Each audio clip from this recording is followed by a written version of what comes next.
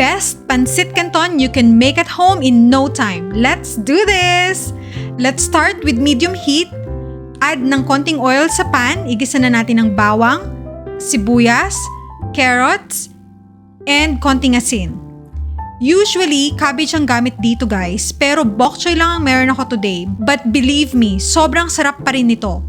So, hiniwa ko lang to sa gitna, pahaba, haluin for 1 to 2 minutes hanggang medyo lumambot na, pero crunchy pa din.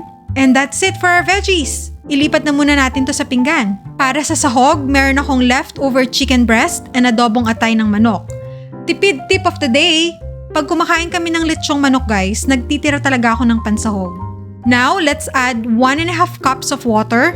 Ito na guys ang magpapasarap sa recipe na to. Instead of using soy sauce lang, use half chicken nor cube. And then, add 1 tablespoon ng soy sauce. Tapos 1 tablespoon ng oyster sauce para mas malasa. 1 teaspoon ng ground black pepper. And let it boil, let it boil. Now, let's add Pansit Canton. 227 grams tong pack na to guys. Let it absorb all the liquid. Pag malapit nang maubos yung sauce, try natin ang noodles. Kung hindi pa luto, add half cup ng hot water. Hindi pwedeng cold water guys kasi magiging malabsa.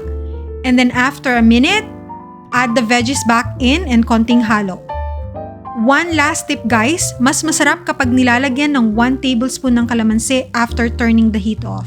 And tada!